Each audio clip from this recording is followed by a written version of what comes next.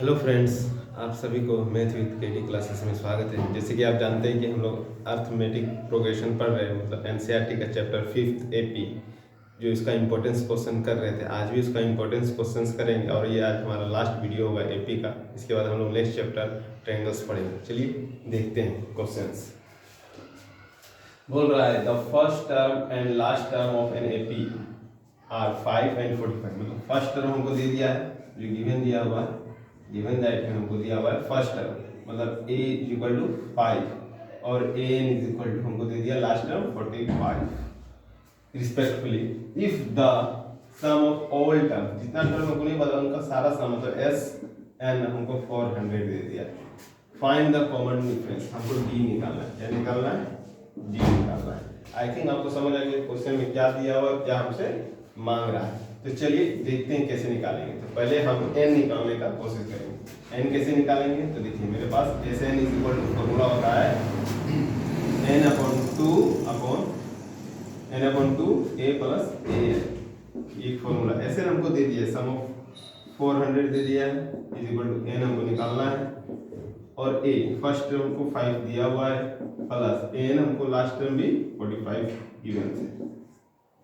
400 is equal to n upon 2 into इन को add करेंगे तो 50 है। इसको अगर हम काटेंगे तो 25 बार में, तो n इज इक्वल टू लिख सकते हैं 400 अपॉन 25। अब इसको 25 का टेबल में काटेंगे तो 16 बार में ये कट जाता है। n is equal to 16। I think आपको समझ आ गया कि n कैसे निकालेंगे। अब हमको निकालना है d निकालना है। d निकालेंगे हम an का यूज करेंगे, n is equal to a plus n minus 1 d। अब इसमें n हमको दे दिया है 45, a हमको दिया हुआ है 5, n हमको पता चल गया 16 माइनस 1, d हमको निकालना है। तो 45 माइनस 5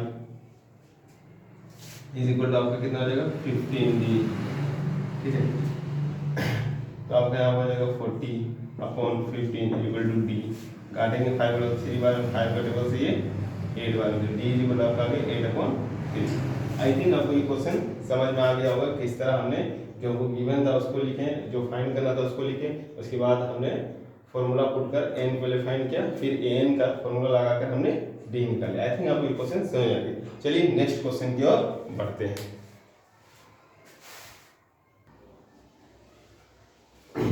चलिए देखते हैं अगला क्वेश्चन फिर से। कह सम ऑफ फर्स्ट 20 टर्म्स, हमको सम दे चुका है 20 टर्म का, ऑफ इट इज -240, मतलब S20 हमको गिवन है -240। ठीक है, एंड इस फर्स्ट टर्म हमको A दे दिया है, A भी हमको दिया हुआ गिवन 7 है। First term is 7 and find is 24th term, मतलब हमको A24 फाइंड करना है। तो A24 फाइंड करने से पहले हमको चाहिए D कैसे निकालेंगे? इन दोनों की मदद से हम D फाइंड कर लेंगे। देखिए अब हम बनाते हैं ऐसे n का formula n upon 2a plus n minus 1d, एक फॉर्मूला है हमारे पास। s तो हमको कितना निकालना है 20, s20 और n की जगह हम 20 रखेंगे अपॉन 2a फर्स्ट टर्म को 7 दिया हुआ है इंटू 7 प्लस 20 माइनस 1 और d को d लिखते हैं। अब ये कट जाएगा आपका 10 बार में। अब देखिए s20 का वैल्यू आपका -240 इज इक्वल टू 10, इधर हो जाएगा आपका 14 प्लस 19d।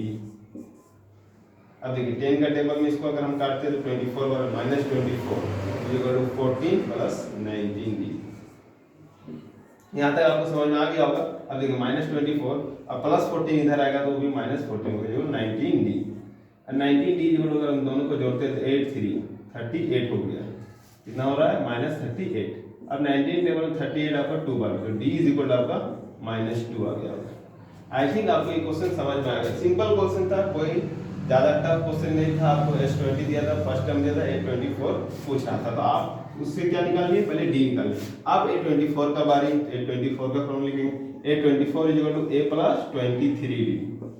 हमने डायरेक्ट लिख दिया, हम पता है कि यहाँ पर n-1 होता है, मतलब 24 माइनस 1 होगा, तो 21 में 24 में 1 जाएगा तो 23 बचेगा।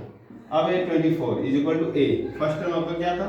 7 था, 7 प्लस 23, D आपने -2 निकाल के रखा है, तो 7 प्लस माइनस 6 4 46, अब प्लस माइनस होगा तो कितना बचेगा? 39 बचेगा। 46 बड़ा है इसलिए माइनस में 39 तो A24 का वैल्यू -39 आ गया। मतलब जो मांगा था वो हमने फाइंड करके दिखा दिया। आई थिंक आपको ये क्वेश्चन अच्छा से समझ आ गया होगा। चलिए नेक्स्ट क्वेश्चन की ओर बढ़ते हैं।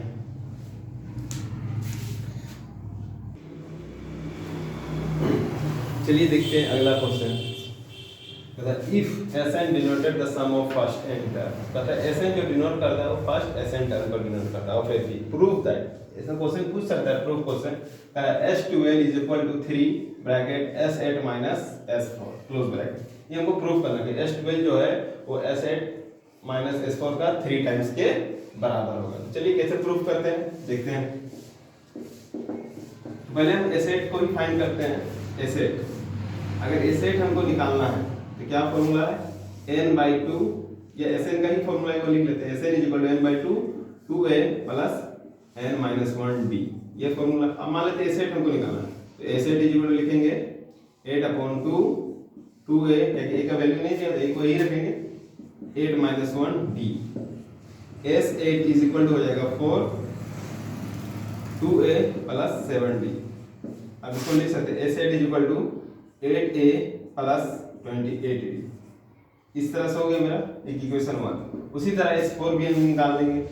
S4 को हम लिख सकते हैं 4/2 2a प्लस 3d। अब 3d कैसा है कि अगर n की जगह हम 4 रखेंगे 4 - 1 तो 3 बचेगा, इसलिए 3d इसको हम 2 बार करेंगे। तो S4 मेरा 2a प्लस 3d। अब इसको लिख सकते हैं S4 4a plus 6d।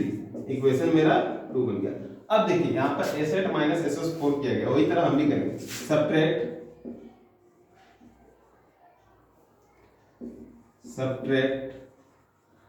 Equation 1 and second को सब्ट्रैक्ट करेंगे, मतलब S8 minus S4 LHS subtract होगा, RHS सब्ट्रैक्ट होगा। तो इक्वेशन 1 ये है मेरा 8a plus 28d minus 4a plus 6d। अब जरा गौर करते हैं S8 minus S4 8a plus 28d plus minus 4a plus minus 6d।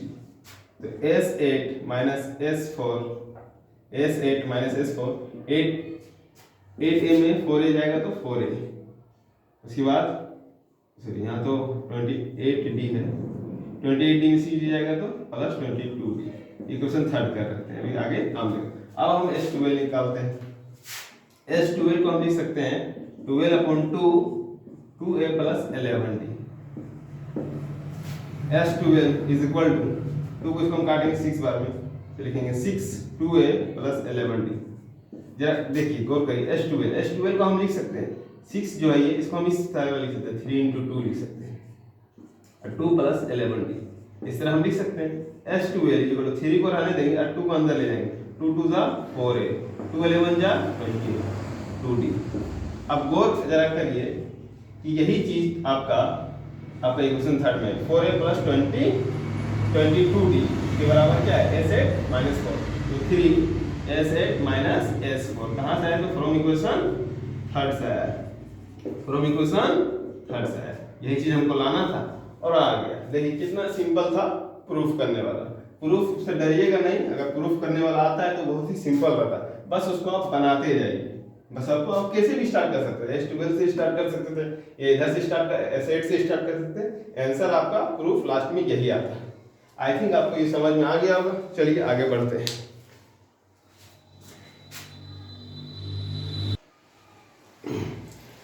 तो आज के लिए बस हम इतना ही रहने देंगे। एपी का ये लास्ट हमारा वीडियो था। इसके बाद हम ट्रायंगल्स पढ़ेंगे चैप्टर 6, उसमें हम डीपीटी थ्योरम या उसी को थेल्स थ्योरम कहते हैं उसके बारे में जानेंगे। सिमिलैरिटीज प्रॉपर्टी ऑफ ट्रायंगल्स पढ़ेंगे।